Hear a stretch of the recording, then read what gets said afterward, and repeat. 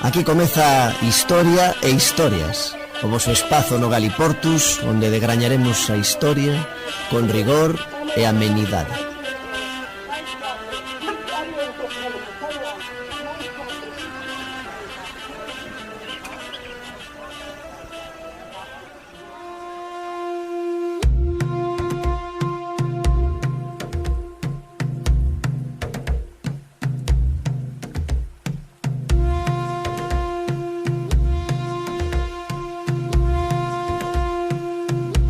Hai 80 anos, en 1942, a Irmandade Galega de Buenos Aires instauraba o 17 de agosto como Día da Galiza Mártir.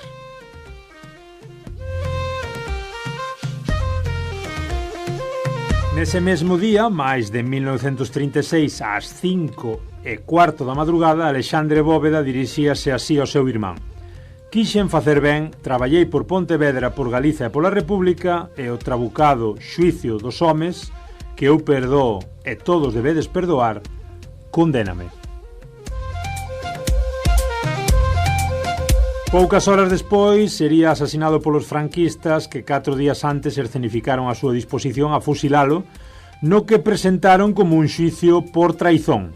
A data do asasinato do político e economista galeguista é conmemorada cada ano, serve non só para lembrar a figura do político galeguista, senón a de todas as persoas que sufriron a represión franquista na Galiza.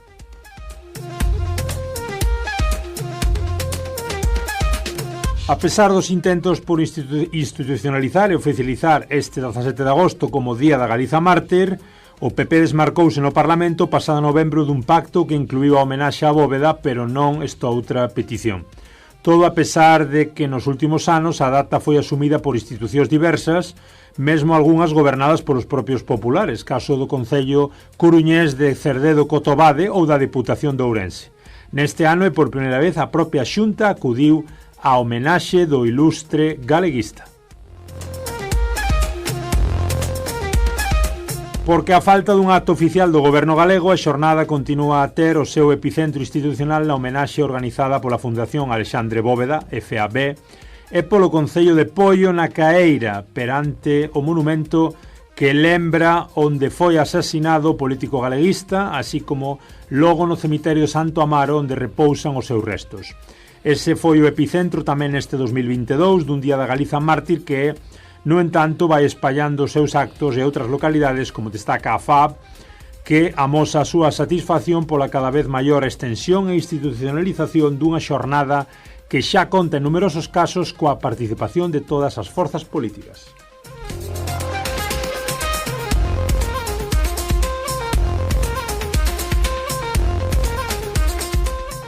Pola mañá, no acto, na Caeira, a Fundación recuperou este ano a entrega do Premio Galiza Mártir, que recaeu nos historiadores Carlos Babío e Manuel Pérez, autores do libro Meirás, un pazo, un caudillo, un espolio, e figuras clave na recuperación para o público do Pazo Sadense.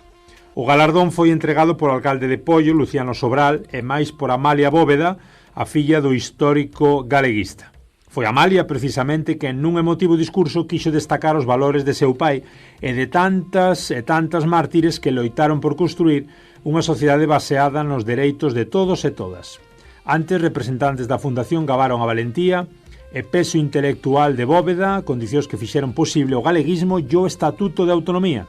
É tempo de reivindicar, non de celebrar, engadiu Marga Caldas, edil do Benegá e concelleira de Memoria Histórica en Poio. O acto, no que tamén participou o alcalde de Pontevedra, Fernández Lores, ou representantes da Fundación Castelao, acudiu a portavoz nacional do Benegá, Ana Pontón, que dixo manter vivo hoxe máis que nunca o legado de Alexandre Bóveda e as súas ideas avanzadas para defender un novo modelo que lle permita a Galiza ter as chaves dos nosos cartos.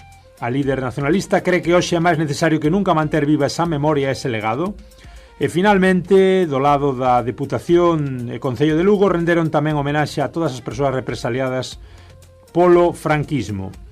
O no vello cárcere Maite Ferreiro destacou o compromiso do goberno lucense para continuar a manter viva a memoria de todas as persoas que foron asesinadas por defender os seus ideais. Leo o manifesto elaborado pola Fundación Alexandre Bóveda para a xornada. Isto que escribía Praza Pública, praza.gal, o 17 de agosto de 2022, baixo título: O Día da Galiza Mártir cumpre 80 anos sen oficializar, mais cada vez máis institucionalizado.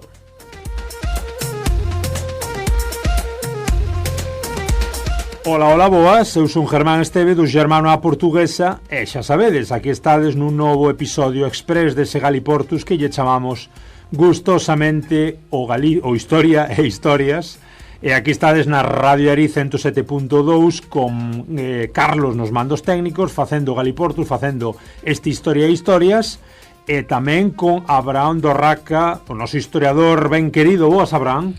Hola, moi boas. Hoxe, falando apenas uns días despois dese 25 de xullo, dese día oficial de Galicia, pois un día alternativo, aí aínda un pouco a medio celebrar ese día da Galiza Mártir que nos gusta hoxe relembrar eses 80 anos, neste caso xa 83, no 2025, sí, desa proposta de día, como dicimos, de Galiza Mártir en relación ao galeguista asesinado aí na guerra, como foi Alexandre Bóveda.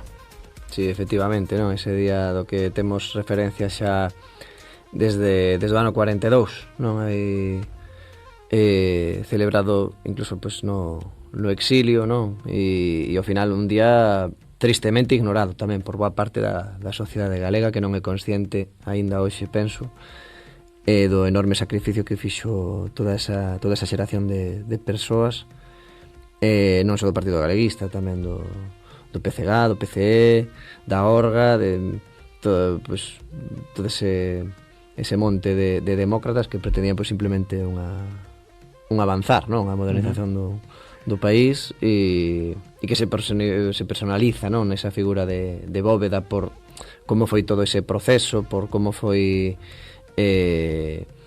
inclusive pues, as súas palabras a minutos de morrer, non? Como lle escribía pois a Amalia Mai, non Amalia filla, non? A que era a súa esposa, que estaba embarazada precisamente de Amalia filla, non? E como lle dicía, pois iso, faltan uns minutos, teño valor por vos, pola terra, por todos, vou tranquilo, non? Esa enteireza, pero é a enteireza de Alexandre Bóveda, e a enteireza de Ángel Casal, non? Que estando en Madrid, pois decide voltar o fracasar o golpe de Estado, comezar a guerra para organizar pois todo o que sería a defensa da República en Compostela, el como alcalde, non? De Camilo Díaz Baliño, non? O pai de Isaac Díaz Pardo, a quen lle cortan as mans coas que pintaba, non? Antes de liquidalo, a Arturo Noguerol Buxán, inclusive despois, non? Os anos 50, esa morte de Ramón Vilar Ponte despois dunha brutal paliza no ano 52, creo que era, non? Por parte de elementos falanxistas. Entón sí que eu creo que é insólito, non? O feito de ter, pois eso, unha institución como é o goberno galego, pois que non oficialice un día así, ou algo tan sinxelo como incluso iba recoñecer ese goberno galego no exilio, non? Con Castelao, co señor Afranio, do cal non vou lembrar agora o seu nome real. Sí, mentras buscas aí un pouquiño no Afranio. É inusitado, non? Que Antón Alonso Ríos. Alonso Ríos, que se vemos, pois iso, a Generalitat, se vemos o que é a páxina correspondente a non sei cal é o nome do cargo en xenérico, entón vou a páxina da persoa que ostenta o cargo de Lehendakari en Euskadi, vese eses predecesores tamén no exilio, mas é algo que acontece tamén con certos estados durante a Segunda Guerra Mundial, e eses poderes que estaban no exilio en Francia e demais son recoñecidos na actualidade, non? É algo inusitado que o actual goberno non non faga ou non dea pasos nese sentido, non? Houve un movimento agora sobre a figura de Castelao. Un pouquiño, sí, pero vaciando completamente de contido, non? Esa filosofía e segundo ías lendo tamén é ese tema, non? De vamos ir ao acto de Alexandre Bóveda porque é de todos e home, sí, hoxe sí, mas non sempre foi de todos e temos que pensar tamén en como pois certas formazóns pois continúan a repartir responsabilidades polo golpe de Estado e pola guerra, non? Cuando a responsabilidade pois foi simplemente dun bando, non o reparto de responsabilidades cando estamos a falar do terror e demais pois é unha equidistancia tremendamente cruel. Estamos falando un pouco deste día da Galiza Mártir en relación á Bóveda. Estamos, para que nos esteades a escoitar e non saibades moi ben destas reivindicacións, sí que igual oístes falar do 25 de xullo como o día oficial, ese sí, en relación co apóstolo Santiago, como non, e en relación tamén co propio Estado, que moitas veces pois tamén queda un pouco diluído o Día de Galiza dentro do Día de España. Tamén. Porque tamén é un día festivo en todo o Estado. Como é festivo de Santiago e cierra España, correcto. Non se abren os bares. Correcto. Digamos que as orixes da celebración deste 25 de xullo en contraposición con esa alternativa ou con, bueno, digamos con ese, non ten por que ser alternativa, senón ese día a máis que se puidera celebrar o 17 de agosto coa memoria dos mártires, a memoria histórica por Bóveda, Alonso Ríos e todos os que estamos falando. Pois as orixes do 25 de xullo remontanse a 1919, ano en que se reúnen en Santiago a Asamblea das Irmandades da Fala, e aí sí que parece que comeza o 25 de xullo a xermolar como o Día Nacional de Galiza. Ainda así houve que esperar a mediados dos anos 20 para que se celebrase en toda Galiza, en todos os centros da emigración galega, que difundían, iso sí, a ideoloxía galeguista e a tradición galega mediante panfletos e música. Despois, durante a ditadura, pois a convocatoria continúa aí, recupérase desde un punto de vista a figura pois máis folclórica de todo o que relacionaba o Día de Galicia, con Rosalía de Castro, cos actos en San Domingos de Bonaval, e, como dicimos, ese marcado de carácter relixioso do patrón de España, aínda que despois, ca chegada das comunidades autónomas, pois nos anos 80 sí que, bueno, pois se retoma a cuestión, por un lado denominando Día da Patria Galega, por outro lado dicindo Día Nacional de Galiza. Isto parece que non lle gusta a certos sectores. Sí. De feito, en 1981 o Goberno Civil da Coruña proíbe manifestacións nacionalistas até 1983, cando centos de manifestantes deciden congregarse na Praza de Galicia en Santiago de Compostela. Aí está un pouquiño a historia recente tamén do Día de Galicia, suspendido en 2013 polo aquel terrible accidente ferroviario de Angrois, sí, próximo a Santiago de Compostela. E aí está a nosa explicación tamén deste día, como decimos, Día de Galiza e o Día de Galiza Mártir.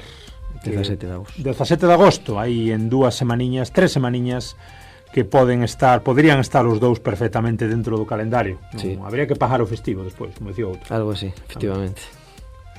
Moi ben, pois historia e historias falando de festividades que veñen por algo, que nos chegan aos nosos días, porque hai detrás unha historia moi potente atrás deles e que nos gusta aquí tamén recordar e homenaxear no Historia e Historias. Galiportus.